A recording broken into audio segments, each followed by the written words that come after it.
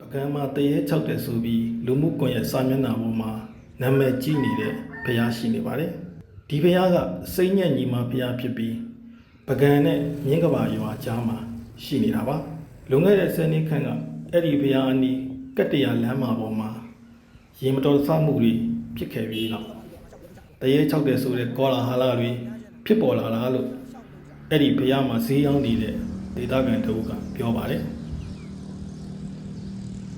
ကျွန်တော်တို့ဒီဖျားကြီးရဆိုရင်ဒီဘက်ခေတ် line ပေါ်မှာဆိုတရေ6တယ်ဆိုပြီးတော့တအားနာမည်ကြီးတာတကယ်တမ်းတော့သူကဖျားကတရေ6တာမဟုတ်ဘူးဖျားကအဆောင်လျှောက်ကြီးလွန်းတာတရေ6တယ်ဆိုတဲ့အပြုအမူကောလာဟာလာကကြတော့ဖျားရှိရကတ္တရာလမ်းကြောင့်ဖြစ်သွားတာ2013ခုနှစ်လောက်တုန်းကဒီကတ္တရာလမ်းမှာအက်ဆီဒန့်အဖြစ်6ကြိမ်လောက်ဖြစ်ဘူးတဲ့6ကြိမ်လောက်ဖြစ်ဘူးတဲ့အချိန်မှာလဲတော့9ရောက်လောက်ကနေရာနေပွဲချင်းပြီး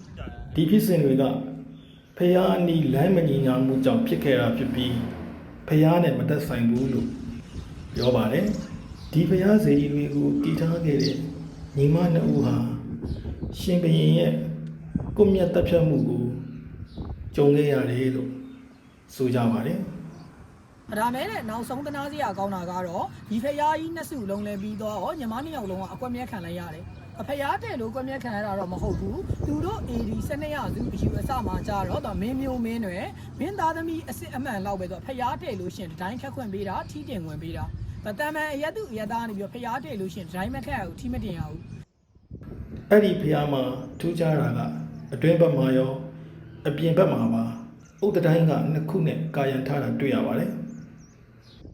အိုင်းမနေမယ်တော့ဘယင်နာယပတိစီသူမင်းကနေပြီးရဲ့လက်ထက်မှာကွက်မြက်ချင်းကိုခံလိုက်ရတာပေါ့အဲ့လိုကွက်မြက်လိုက်တဲ့အချိန်မှာပဲတဲ့သူဖျားလဲပြီးတဲ့ဒိုင်းလဲပြီးတဲ့ဒါပေမဲ့နှစ်စုလုံးကိုနှစ်ယောက်လုံးကကိုယ်တိုင်ရည်စက်မချလိုက်ရဘူးဒီစက်မချလိုက်ရတော့တအားကြီးဆွဲလန်းပြီးတော့ဒီမှာအဆောင်အရှောက်အဖြစ်နဲ့ရှိတယ်ဆိုပြီးလည်းကြားဘူးတယ်ခင်ဗျာတချို့ပထမ်းဆက်တိုက်ဆက်ရှိတဲ့လူတွေဆိုရင်လည်းဝင်ပူပြီးတော့ပြောပြတာလေးတွေလည်းရှိတယ်သူအမားလုံးလို့တွေ့ဘူးတာတွေလည်းရှိတယ်ပေါ့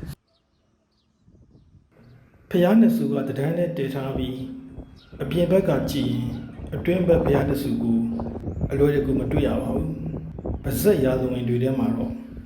ဒီဖျားကိုတည်တဲ့ညီမနှစ်ဦးကဖျားတရားမှာဥဒ္ဒတိုင်းခက်ခဲလို့ဘယင်ကကွမျက်ခဲ့တယ်လို့ဆိုကြပါတယ်။တမိုင်းမှတ်တမ်းတွေထဲမှာတော့ဒီဖြစ်စဉ်ကိုတိတိကျကျအတည်ပြုရေးသားထားတာမတွေ့ရပါဘူး။ဒီဖျားတွေထဲမှာလက်ရမြောက်တဲ့အမှုပညာဘိတုကလက်ရတွေကလည်းရှိနေပါတယ်။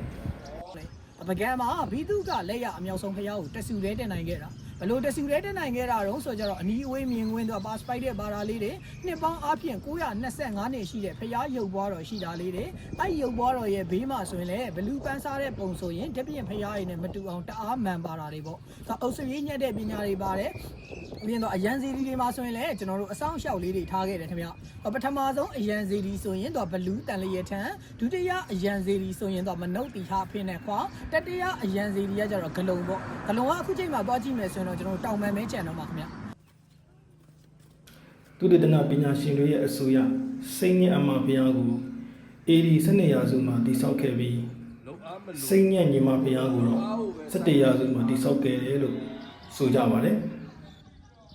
ကျွန်တော်ဆိုရင်ဒီဘက်မှာဈေးရောက်တာ2001ကနေစပြီးတော့2018ထိအောင်မြန်မာလုံးဝဝင်နိုင်ငံသားပဲဝင်တာနိုင်ငံသားဘာကြောင့်ဝင်လဲဆိုကြတော့သူတို့ရဲ့ guide book တွေလုံဒီ planted တွေထဲမှာစောစောကကျွန်တော်ရှင်းပြသွားတဲ့မြန်မာဖျားရဲ့ဘီတုကလက်ရကိုထည့်သွင်းရေးဆွဲထားတာအဲကြောင့်လို့နိုင်ငံသားတွေရောလေးလာတယ်မှတ်သားကြတယ်လက်ရှိနောက်ပိုင်းကာလတွေမှာတော့စိတ်ညက်ညီမဘုရားကိုပြည်တွင်းဧည့်သည်တွေလာရောက်လင်ပတ်တာရှိလာနေပါတယ်ဒီဖះတကူကြီးတယ်ဒိတ်ထိုင်ပြည့်တယ်စူတောင်းပြည့်တယ်ဆိုလို့လာခိုးတာစိတ်မလာရဲဘူးဒီဖះကိုမှလာဒီဖះကိုလာရောက်လက်ပတ်သူတွေထဲမှာအဲ့ဒီကဘိတုကလက်ရာတွေကိုလာရောက်လေ့လာသူကအလွန်နည်းတယ်လို့ပြောကြပါတယ်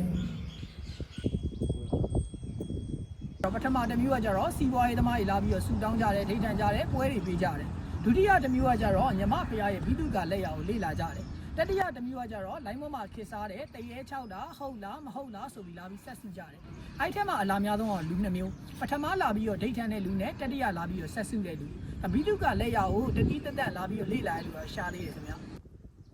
ဒီစိတ်ညစ်ညီမဘုရားကိုပကံရောက်ခဲ့ရင်တော့တွားရောက်ဖို့ဘလို့မှလက်မလွတ်တဲ့နေရာတစ်ခုပါအနုပညာလက်ရာတွေ ထူးခြားဆန်းပြားတဲ့ဘိတုကလက်ရာတွေနဲ့စိတ်ဝင်စားဖို့အကြောင်းအရာတွေရှိနေတဲ့စိတ်ညက်ညီမဘုရားကိုမဖြစ်မနေတွားရောက်ဖူးမြော်လေးလာတင်ကြောင်းပါခင်ဗျာ